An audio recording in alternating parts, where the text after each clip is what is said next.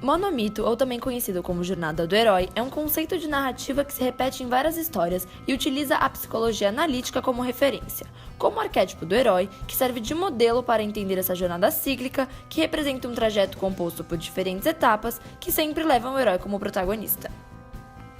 Esse conceito foi criado por Joseph Campbell no livro Herói de Mil Faces, que ao longo do tempo percebeu as várias coincidências nas histórias, mitologias, contos e narrativas. Vários autores, inclusive o Christopher Vogler, com o livro A Jornada do Escritor, fizeram uma detalhada e compreensível análise desse conceito.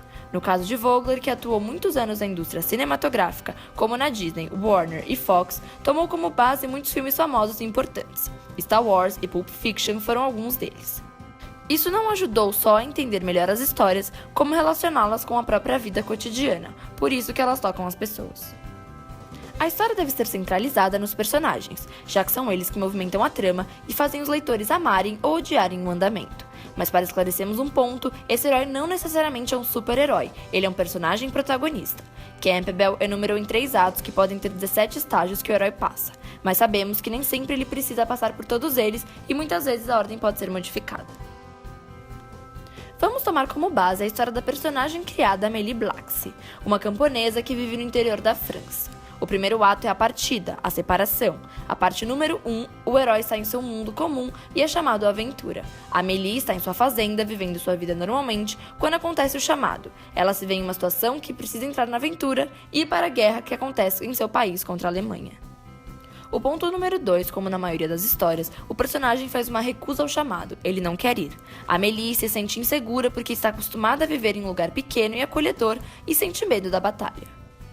O estágio número 3, o herói normalmente tem uma ajuda sobrenatural ou encontro com um mentor, alguém mais velho que aparece para ajudar, incentivar e dar conselhos. No caso de Amélie, sua avó encoraja a ir lutar pela sua nação. Já no estágio número 4 é uma virada importante, que é a travessia. Amélie vai para um mundo novo, a guerra, e finalmente atende essa aventura que não sabia se queria, mas decidiu ir. O 5 é quando o herói chega no mundo novo e começa a passar por algumas transformações e entender como funciona esse ambiente. No caso de Amélie, ela começa a se adaptar a esse cenário de conflitos e devastação total. O segundo ato é chamado de iniciação. A primeira parte do segundo ato é o estágio número 6, que seriam os testes. O herói aqui é testado e colocado à prova de que é bom o suficiente para estar ali. O ponto número 7 é chamado Aproximação da Caverna, em que o herói precisa se provar e focar no grande teste final.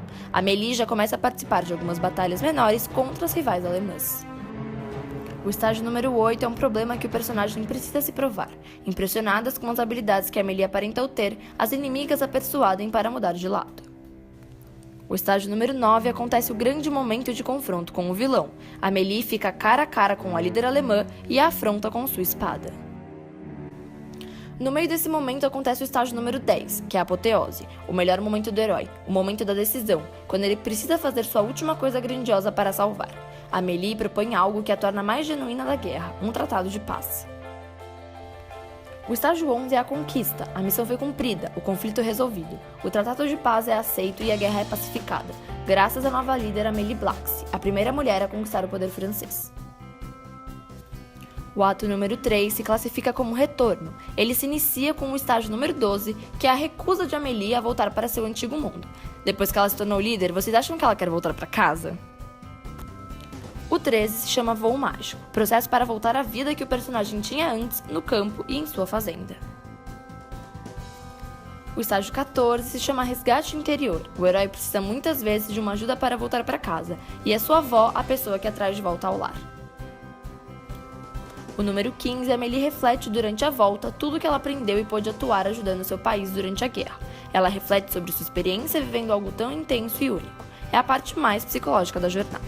Já no 16, nomeado o Senhor de Dois Mundos, o herói percebe a mudança interior. Ela não é mais a mesma camponesa de antes, pois carrega também raízes do seu lado guerreira que foi descoberto durante o conflito.